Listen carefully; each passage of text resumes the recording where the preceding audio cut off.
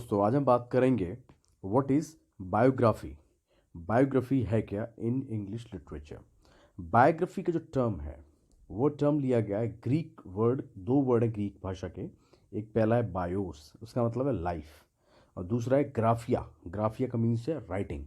अगर हम दोनों का मिलाएं तो इसका मतलब है लाइफ राइटिंग। तो बायोग्राफी जो टर्म है उसका मतलब क्या है, लाइफ राइटिंग या जीवनी, किसी के बारे में, किसी के ऊपर लिखी हुई जीवनी। ये जो टर्म है बायोग्राफी, इसकी शुरुआत, इस टर्म की शुरुआत कब हुई थी वेस्टर्न लिटरेचर में? 18 सेंचुरी, लेट 18 सेंचुरी के अंदर के समय से आपका जो बायोग्राफी जो टर्म है इसकी इस्तेमाल या यूज स्टार्ट हुआ था। बायोग्राफी है क्या एक्चुअल में? Each biography tells the story of a real persons life.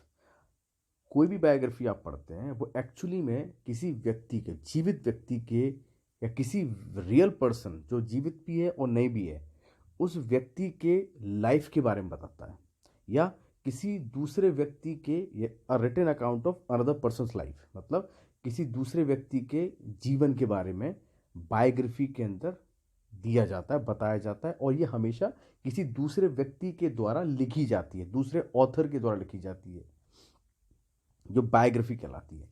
इस बायोग्राफी के अंदर जब जो पॉइंट ऑफ व्यू है, जब ऑथर, क्योंकि point of view third person होता है, जिसके अंदर third person point of view क्यों होता है? क्योंकि हमेशा बायोग्राफी जब लिखी जाती है तो ये थर्ड पर्सन, मतलब थर्ड, दूसरा व्यक्ति लिखता है, मतलब जो दूसरा व्यक्ति किसी दूसरे व्यक्ति, तीसरे व्यक्ति के बारे में इसके अंदर उस स्टोरी को रिप्रेजेंट करता है।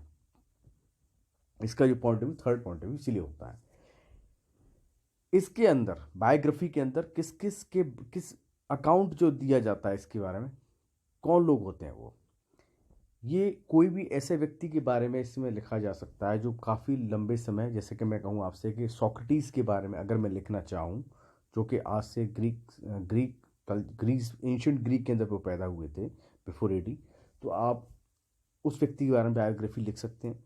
या उस व्यक्ति के बारे में भी आप बायोग्राफी लिख सकते हैं जो रिसेंटली लिव्ड हो, जैसे फॉर एग्जांपल मैं कमला दास जो 2009 में डेथ हो गई, उनके ऊपर बायोग्राफी लिख सकते हैं आप। कंटेम्प्रेरी पर्सन से यहाँ पर मतलब है जैसे सचिन तेंदुलकर के ऊपर आप बायोग्राफी लिख सकते हैं। किसी सोसाइटी के ऊपर आप, जैसे थियोसॉफिकल सोसाइटी हुआ करती थी, उसके ऊपर आप एक बायोग्राफी लिख सकते हैं। किसी भी एनिमल को लेकर आप बायोग्राफी लिखी जा सकती है। बायोग्राफी का जो फॉर्म है किस किस फॉर्म के अंदर आती है, रिटन फॉर्म में हम देखते हैं, फिल्म के फॉर्म में भी हो सकती है, पोएम के फॉर्म में भी हो सकती है, ऑब्ituary के फॉर्म में भी हो सकती है, और ओपेरा के फॉर्म में भी बायोग्राफी लिखी जा सकती है। एग्जाम्पल के तौर पे अगर हम देखें, प्लूटार्च, उन्होंने लिखी थी parallel lives early second century AD के टाइम में। एक्चुअली में ये जो पैरेलल लाइव्स थी ये कलेक्शन था बायोग्राफीज का। इसके अंदर कंपैरिजन था दो पेयर ऑफ मैन की, एक व्यक्ति था ग्रीक और दूसरा था रोमन, और इनकी अच्छाई और बुराइयों को इसमें कंपैरेटिवली दिखाया गया है पैरेलल लाइव्स के अंदर। मिडिल एजेस के अंदर ये एक्चुअली अर्ली एग्जाम्पल था पैरेलल लाइव्स बायोग्राफी का।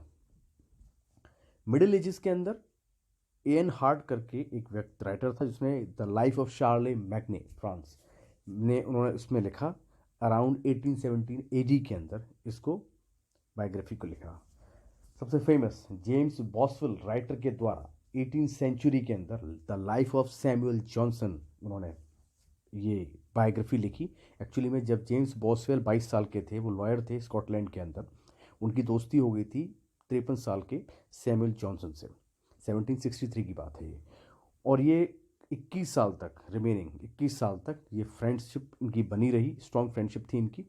और जो भी इनके, जब ये आपस में बैठते थे तो जो भी इनकी कॉन्वर्सेशन होती थी उस सारी कॉन्वर्सेशन को जेम्स बॉसवेल ने पेन डाउन करा, और उसी का ये नतीजा था आपके सामने the life of Samuel Johnson biography आई। तो ये आपका था बायोग्राफी। Thank you.